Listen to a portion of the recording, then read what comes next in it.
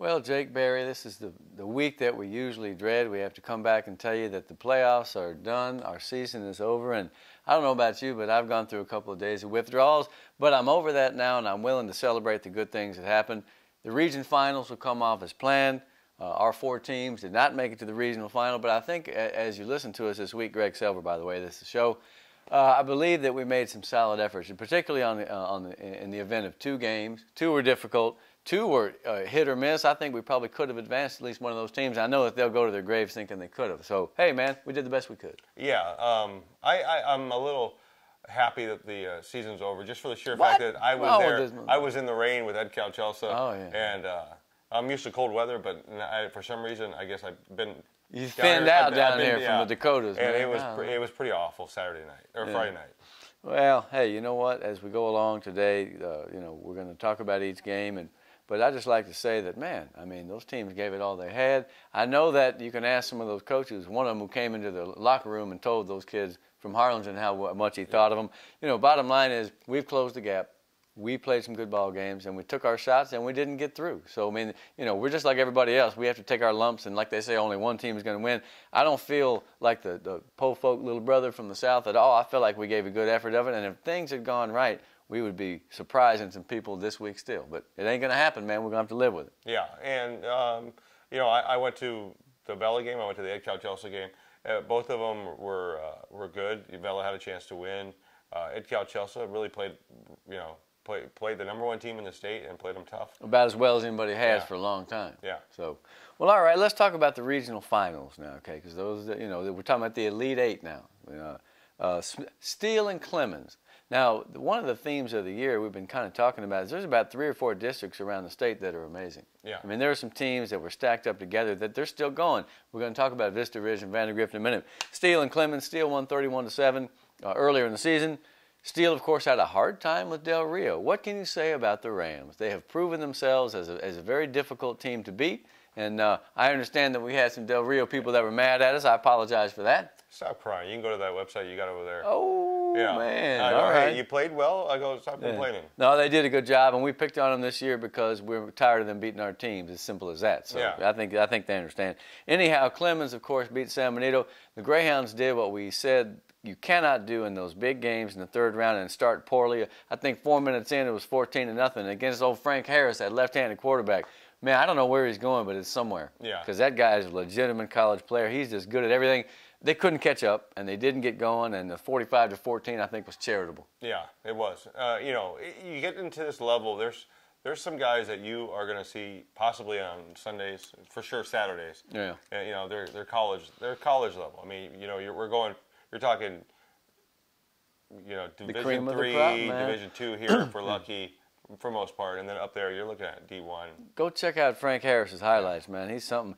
Of course, Dan Gomez and San Benito had a great year back in the 3rd round. Been a while since 04, actually. And he turned that program around. Yes, he has. And they had some kids who stepped up. Now, Mario Valdez, the defensive back, had another interception. You always have a certain group of kids, even in a game when you're getting beat pretty bad, you can see who the guys are who really are able to rise to the occasion. Man, he was one of them, and gosh, I hate to see San Benito go out, but it was a fine year for them. It really was. It was. And, you talk about that district. That district prepared them. And we had them and Harlingen come out of that thing, and they actually played well in the playoffs. I mean, you can't ask for more. I mean, they played a tough schedule. When you get the Battle of the Arroyo combatants in the 3rd round each, I think it's a successful year. Judson and Smithson Valley in the big schools are Division I. Obviously, Judson beat United 45-0. Boy, they're peaking at the right time. Smithson Valley better look out. They had their troubles with the Harlingen Cardinals. Man, I was keeping up with the game. I did not go to games this weekend. I was stuck working at Pan American, my actual real full-time job, by the way. And it made me heartsick not to go see the kids, but I was keeping up with it as best I could. Harlingen did what San Benito didn't. It got out early, and it almost won that game. Yeah, a great pick right away at the beginning of the game. Sam Gonzalez, my own boy, man. Those guys, they got a lot of players. Yeah, and some great catches by Harlingen. They made plays. When you play this level, you got to be making plays 4 quarters wise, and when you get about 3 quarters into the game, you see the cream rise to the top. Well, it was 10-0, 17-7, and they had a chance. They had a chance to make it 24-7. They didn't. Smithson Valley came back and scored, and then Harlingen ran the kickoff back to midfield. Gonzalez and Meiji and then they threw a pick. And, you know, the thing is, they had turnovers at the wrong times, but Yeah. they were only down 8 late in the game. Tien, they had 140, had a pretty good ball game. You know, they were in the game. They had a pretty good chance. They got a goal line stand. Yes. In the fourth quarter, they're down 8 from what I understand, and then another turnover, and that was it. But 35-20, that's no shame. In fact, really, I think Smithson Valley, I'm not saying they were lucky to win, but they know they were in a scrap. Yeah, and you know, you look at this team. Coming into the season, we didn't know what to expect. Not at all, not at all. You know, we looked at it and we were like, is Tienda going to be that versatile back that they need? Because they hadn't had one for a while. That's right, and what did we say? This is the year that Harlingen shows whether it's going to get back into the elites, because it's 6-5 is not good enough, 8-4. They hadn't been to the third round in 2011. By my estimation, Harlingen is back among the elites of the Valley. This proves it. They made the third round for the 12th time, and they nearly pulled off a good one against Smithson Valley. As far as I'm concerned, I know Coach Manny Gomez and the Cardinals are not satisfied.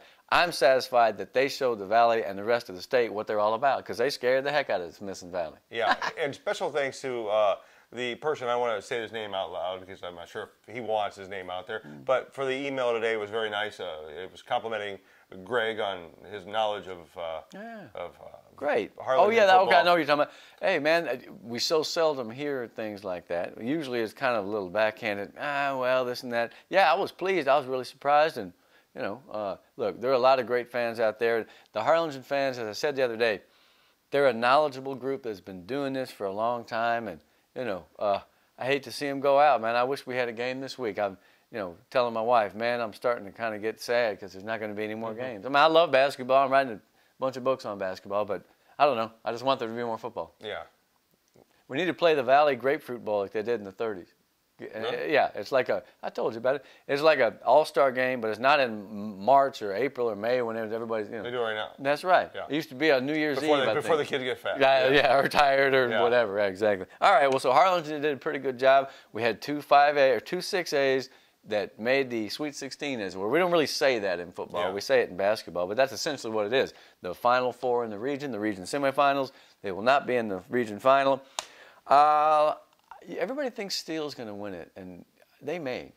But Katy and Manville play, and whoever wins that game is probably going to take on Steele. I don't think Clemens going to beat Steele. Yeah, you know, I look at it, the San Antonio teams, you know, they play us and then they get to move on. But I've never really seen them really take it to the teams up north. Yeah, we'll see. Yeah. Because Katy is, Katy's a machine this Yeah. year again, and so is Manville. I don't even really know what Manville is. That's a new school. Yeah. I don't even know what their nickname is. It sounds like they should be the Marauders. Anyhow, 5A.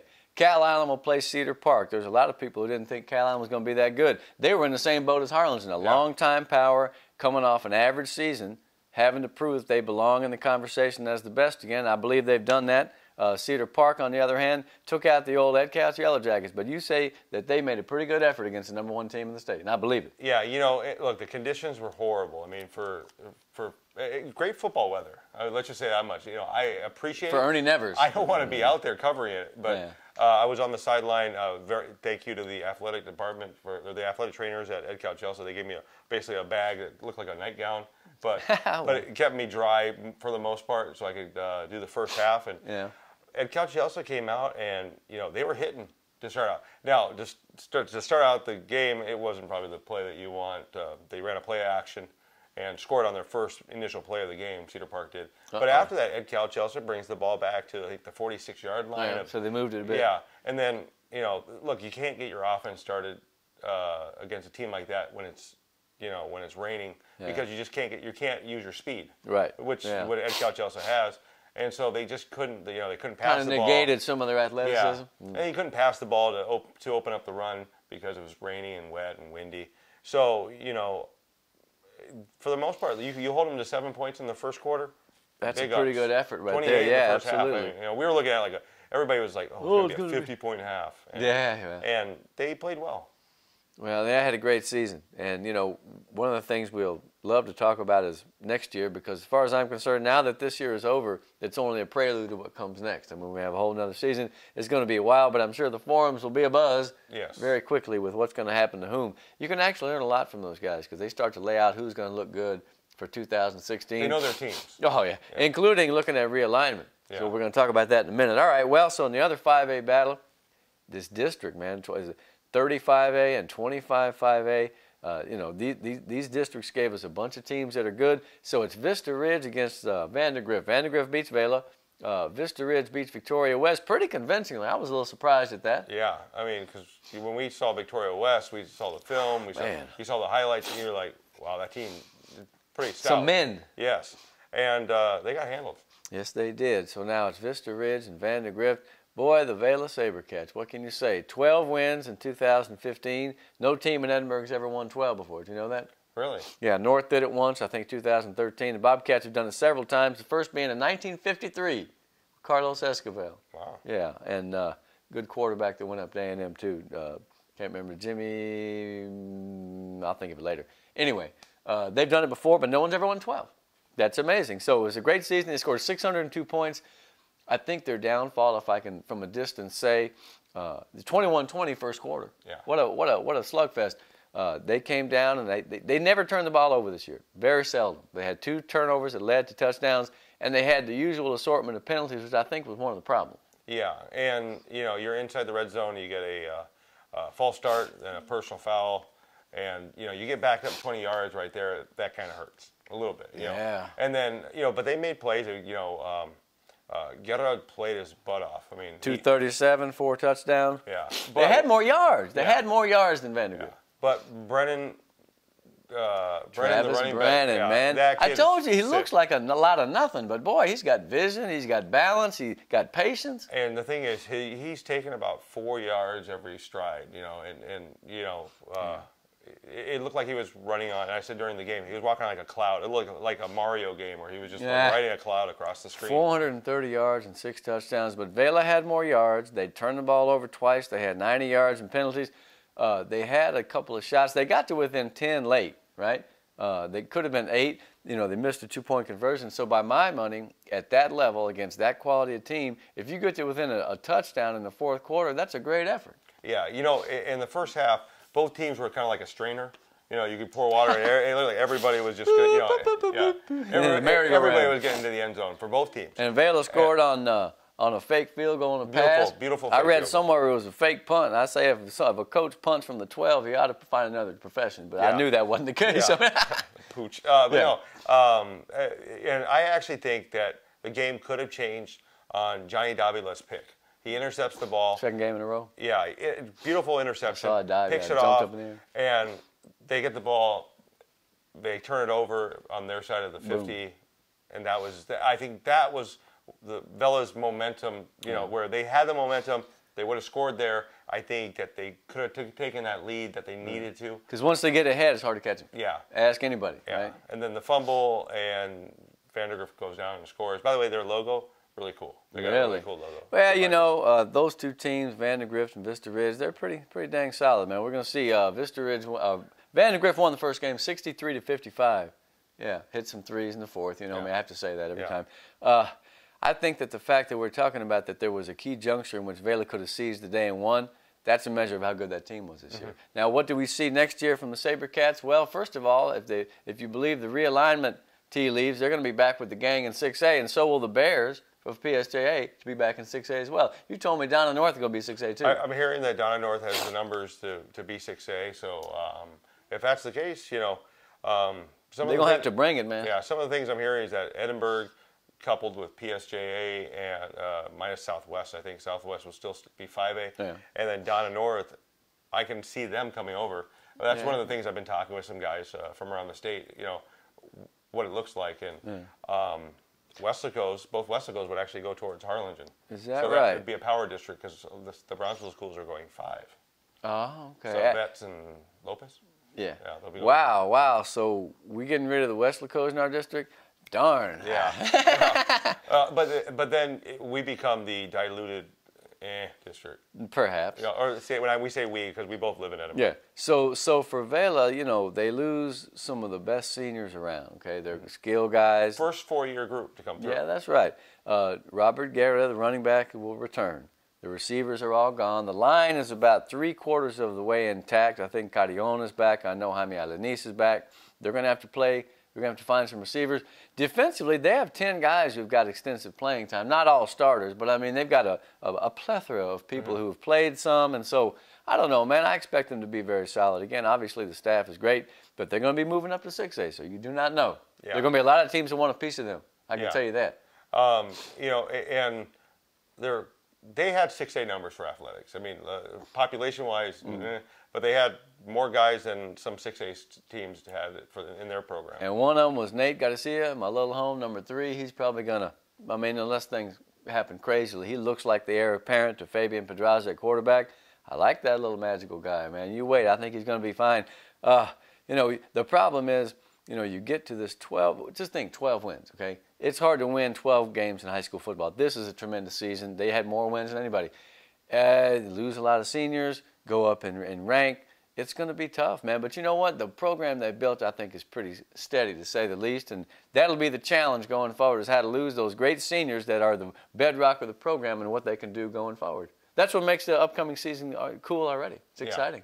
Yeah, and when is spring ball? I always like realignment because we get to go there, we cover it, we do it live. It's kind of nice. But I still want the old alignment from the '80s, man. Who's that? 32 5A and 31 5A. That's it. Really? Yeah. But there's too many schools. We got to split them up. So. I do think though, if it was up to me, 3 teams make it in. Go back to the back. When I first started coaching, there was 3 teams. So 3 teams made it in. I like that. You know, 4 teams. 2005, I think, is when it started. Yeah. 4 teams. Well, hey man, it is what it is, and you know we would be bereft of some of the great stories if we didn't have that 4th team occasionally. But I hear what you're telling me. All right, now let's turn the page and look at the lower class. We didn't have, of course, any teams that played, but I want to update you. Cuero. Yeah. Cuero is still alive. They beat Navarro, and that is a huge upset. Navarro was great. So now it's Cuero against Sinton. That regional final last year was Sinton and Yoakum. Now it's Cuero and Sinton. Sinton's 12-0. I expect them to win, but you never know. Cuero played them tough. That's the team that beat Port Isabel early on. Yeah. And the Gobblers. You have to remember, we have Cuero people down here. Yeah, we do. Coach Monty Stump, Coach Littleton. Yes, we do. Both Cuero guys. Finley. Finley, Cuero, yeah. So, you know, we've got some lineage down here from Cuero. But, yeah, it's amazing what they've done this season. Sometimes a team just gets hot, man. Remember Edinburgh back in '99? You've heard tell of that wild season, right? Ed Counts this year. Yeah. Ed Counts this year was like that. China Spring is still in it. They beat Gatesville. Now they're going to play La Vega. That, of course, is the team that beat La Feria. You were talking to Coach Oscar Salinas the other day, and how does he feel about China Springs? Did you talk to him about this game? Yeah, I mean, he I got the sniffles, by the way, if you haven't known. He felt like, you know, they were in the game. I talked to him. I go, you know, we didn't get to see go to the game, but we read up on it. Right. You know, he had his chances, and they played. You know, I think he'd probably like to play him one more time, see what it was, you know, what a second game would do. But you got to give it up to what La Feria, because I mean La Feria had a great season. Sure they did. You lose to China Springs, they're still running. You know, they're still in it. They're in the region final, man. I hope they pull it off. I don't have any great love for La Vega because, like I said the other day, they beat Donna back in '51. I wasn't around, but I'm still mad about it. Now we get La Vega fans mad at us. No, that's up in Waco. They're not going to say anything. Class 3A, Math is still alive. They beat Goliad, and Goliad's the team that beat Lyford. Yeah. So you got the connections. As it gets later in the playoffs and we have no teams left, I still like to watch the scores and see who does what to whom because it's all part of the thread. It's all part of the theme or the narrative of the season, right? And we get to see Refugio and all that kind of stuff, too. Against Shiner. I think Refugio is going to give them a Shiner. Yeah. Because they've been playing great football. They had that early patch where they lost a couple of games, and they beat Livia by district. Shiner had an easy path to where they're at. Refugio has beaten a couple of great teams. They beat Waymer and who else? Mason. And Mason, the Punchers. Remember the Mason Punchers? That's a great football team. So I feel like Refugio is going to win it. I feel like they're going to go to the Final Four. They're going to beat Shiner. Yeah. We'll have to see. You know, I have heard that Refugio has a lot of the same issues that some of our teams down here have as far as penalties. Is that right? So, you know, I think it's going to come down to how disciplined you are during a game. And that's one thing that I have to say. A lot of people complained about the flags. There were some calls that I saw that they probably should have called a hold on Vandergrift, stuff like that. Are you talking about the Vela game? Yeah, the Vela game. But they're games where the games I see, Ed Couch played a pretty much penalty-free first half I saw against Cedar Park. But penalties kill teams in the playoffs. I mean, you know, stupid penalties really kill. Well, you know, the problem is you only have a certain amount of moments when you can seize that day. Because you're up against a very good team and they'll take advantage. So you don't want to have a miscue at the wrong time. And the teams that went out either had him at the beginning of the game and got avalanched, or they had him at the key junctures where they could have gone ahead. It's tough, man, because kids get amped up. You know, they want to make history. They want to beat the the great teams from the so-called big shots upstate. And so, you can't blame him for playing a little crazy, but at the same time, 90 yards and penalties too much. Yeah. Too many yards. I do want to go back real quick to the other thing. I think I saw Michael Arguelles make some catches the other day. 100-yard game again. Yeah, if he puts it together in college, he could be a really good receiver. Well, from the beginning, he was always a physical specimen. He worked really hard to get stronger and get faster. And I think that as he grew as a receiver, he started to catch the ball very well. There were times freshman year when, he just was kind of overmatched at times. But, man, he's grown into a great receiver. So many weapons on that team. Yeah. So many weapons on that team. And I will repeat, just for the 88th time and last time, they outgained them. Mm-hmm. They outgained that team. They had 30 first downs. They didn't get stopped, man. They stopped themselves a few times, and it's just a mark of how really well developed that offense is, including the offensive line, including Fabian Pedraza, who had a wonderful season. Hey, man, it don't last forever. Yeah. I hope those kids had a great time in Trip because this is a chance of a lifetime. And now I wonder how they feel about the game coming up. Are they going to be rooting for Vandegrift or not? I don't know. Probably, yeah. Yeah. Oh.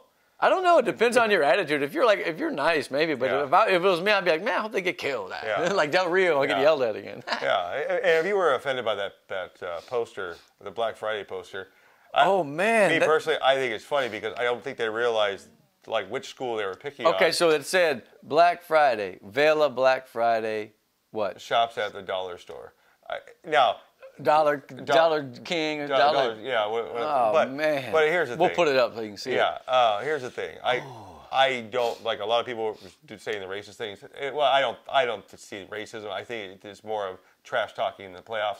Now, it's not like sometimes where I've heard like Coach Tony Leal when he was at the state tournament, they're throwing tortillas on the field. That's a little bit more obvious. That's now, obvious. one could argue that, and we're giggling about it because it's so audacious, but part of me is almost like, well, so wait a minute. So you're saying that because we're from the valley that we're poor, or what? Is that what you're saying? Because that's BS, man. Well, I think it's well. And I talked to one other coach. I don't want to name his name because I don't want to. But he goes, I think they're supposed to have been from my team. Because if you're looking at it, and you live in the Vela zone, and right. That's not po folks, man. That's not. That's your so then if doctors, lawyers, that's your upper echelon, the oligarchs of the town. Right, indeed. What a great word. I like that. So essentially then you have to understand what is the intent, the motive, and the knowledge of the person who made the sign. Do they know about Vela or do they not? Yeah. I think what they were doing was saying, well, it's a bunch of guys from South Texas, so they must be po folks. Yeah. That's pretty, I don't know if it's racism, but it's classism. Yeah. If I'd have seen that sign, I would have been mad. I have to admit, I would have been mad, and I probably would have said something. Yeah. For me, because I talk trash all the time. Well, yeah, this is the original, man. Equal opportunity offender, as it were. So, classic. And if you've ever been on the sideline with me, you'll always feel like I take and he says things so quick that you don't even realize that you just got zinged. You know what I mean? I take a little more time for my insults, but the more I think about it, and I'm not trying to go against you. Wait a minute, really? Really? Yeah. Wow. Okay. I don't think it's like El Campo who had the sign that says "Come and take it." Right. Yeah. There's a subtlety there but then there's an obviousness to me. To me, it's obvious that they were saying, "You po Mexicans, what's up?"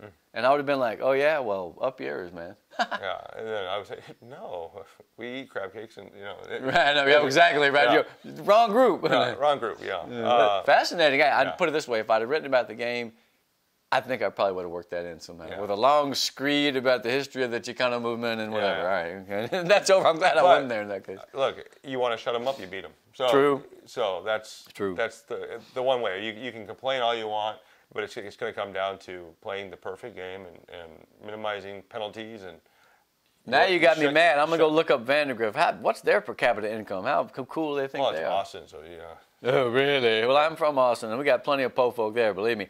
And for that, and I'll go on record as saying I hope Vista Ridge kicks the hell out of them. Okay. What do you think of that? All right, now, I know you. I wanted to not talk about coaching vacancies per se, but just to talk a little bit about coaching changes. Not that I'm looking to store up any dust. I just want to say to all the guys who are no longer in the positions, thanks for the hard work, and thanks for working with the kids. And I hope that you are able to find a suitable place for your talents down the road, because all the people I'm speaking of were quality men, quality leaders of men. And sometimes it don't work out, and they know that when they go in. But I hate to see it. And for all the assistants, the DCs, the OCs, who, Well, it gets nerve-wracking, I doesn't wrote it? a little something on. I saw that. Online. I saw that. And I try not to get too deep into it because I am around coaches a lot. Yeah. That I do hear things that I probably shouldn't put sometimes on paper, and sometimes I You put. use your discretion. I think you Sometimes do I pretty put good. things on Twitter that makes my bosses mad at me. Man, but, he's just a but- live wire. But right about now, this is that time of the season where a lot of coaches, and you feel for them because I worked in computers before, and I remember when they downsized computers, and you're always looking for that next job. Whoa. Well, All those who still parents are still alive, step forward. Not so fast, Johnson. That's the old thing in the Yeah. Army, you know. Yeah, and right now my not thoughts and prayers is not. You're going to find a job. All the coaches that are going to be looking for jobs, but it's harder when you're the OC because when you're the head coach, you can usually find a job somewhere. Because you're head coach, former coach at so and so. Yeah, but for the DCs and the OCs that are They gonna may be or may looking for not a get to job. go along, right? Yeah. So, And wow. so good luck to those guys because sometimes you take a hit. A lot of parents don't realize this, but it's the ratchet effect in economics for those of you who Right, actually taken that class Yeah. and didn't buy the book or bought the book. You get up there in salary, and when you lose that job and you have to go from DC to maybe I'm a running backs coach, it's a hit. It's a $20,000 hit. So for those of you parents, that's at least $20,000 hit. Right. So for those parents who want their coaches to be fired for some reason, Make sure that you understand it and make sure that you put yourself in their shoes. And if that's what you feel, then go for it. But just keep in mind, we're talking about people's jobs and families and whatnot. And it's a high-profile thing and it's high pressure, and we understand that. But and we're not trying to lecture the fans. They keep the game going. But everybody just make sure that they understand what they're talking about. Because if it's just a personal thing, we need to go have a fist fight. yeah, You know what I mean? Or tell somebody off. yeah. But And I almost think sometimes it might be better if you just said, all right, let's just put some gloves on. gloves. This Yankee man, what's wrong with You got to him? remember the Valley. We litigate. Oh man! Well, you put that in the sign. Yeah. I'm still mad about that. I just figured that out, man. I think that was a remark, and I feel like it has racial overtones that makes me mad. Yeah. Anyway, too late for all that. It's sour grapes, and you know what? I don't care because I love my kids and I love this place, and we did a great job. And did we or did we not have a great season? Yeah, I feel like we did. I'll be honest with you. At the beginning of the season, I thought mediocre. I thought it was going to be a mediocre, and we've said this before. Yeah. But And it's lived up to that occasionally, Yeah. but not this year. But this year was better than what we thought because we thought at the beginning of the year, oh, this is horrible. Like there's not going to be What's a lot of up? competition. We didn't really know who was Yeah. going to do it. Well, I'll tell you what, any season with Trevor Spates is going to be special, and the records that he set and the one that he fell short of, Yes. Meshach somewhere is going, I told you. He's Gotcha. still talking. Yeah. I know, yeah. Yeah, and Jonathan Sanchez, who's over there, the quarterback at Balling now. Yeah, he got an offer for Army, so congratulations there. All right. So yeah, Watch him in the DJ show coming to a gym near you. Yeah, and their basketball team's pretty good right now. So, Yeah. but yeah, Basketball. so we switch. We go now from I love football basketball. to basketball. Can I love basketball next week and we have one more Yeah. game? Golly. Hey, last thing I want to say here on the show, people, Greg Selber, Jake Berry, these opinions expressed here necessarily actually do represent the opinions of the people here because that's all there is, and a few other people behind the scenes. We're just trying to tell like it is, give our opinions, not trying to stir up any trouble per se. But I mean, the funny thing is people like to hear what we have to say. Yeah. Sometimes I'm like, people tell me, well, you need to be more opinionated. I'm like, I kind of thought I was. Yeah. Maybe I'm just a cheerleader, man, a PR man, trying to make everybody look good. That's the way I was brought up, was to be positive, and when something really is negative, you know me, I'll go on a 5-minute screed. Remember that time I quit like 4 years ago? Yeah. Got that long-winded thing, and here I am again. It's still 2084. That's whatever. What the hell? Hey, you know why? Because I love the games, man. Yeah. I love to be out at the games, and that ain't going to happen again for a while. Yeah. With that in mind, send us on the form or the emails or whatever. Give us some names. I got my team. We got our team close. But we sure like to have some punters, kickers, offensive linemen, people that we might have missed. I mean, obviously the guys that get the ball stand out. Yeah. The defense we pretty much got a handle on. But give us some names of some cats who are deserving, because we didn't see every team. And I added up. O-line's always hard. That's right. Because we think guys came into the season, if we didn't see them, blah, blah, blah, surprise us and tell us what you know, because there's a lot of guys out there with a lot of knowledge. Anything else to add on this penultimate edition of the show? We're looking to come out with our All-Valley team, if not next week, 2 weeks, probably next week though, I think. Yeah. We'll have that out, and Have a birthday cake in here? And you have to remember the one thing about he and I. We've been doing this for a while. You and I. Until 7. So yeah, we're going to be around, so you're not going to have to worry about 2 new guys next year. Yeah, I don't think so, man. So, Golly. yeah. Hey, it's been fun. Yeah. It ain't over yet because we can come back. This is the show where we shed a tear. Next week we'll say, yeah, this guy did good and this guy did good and this coach won this, and that's always exciting. Yeah. Huh? All right, well, if that's it, I guess we'll have to go put the crying towel away and go make our team and come back and talk to you next week. See you.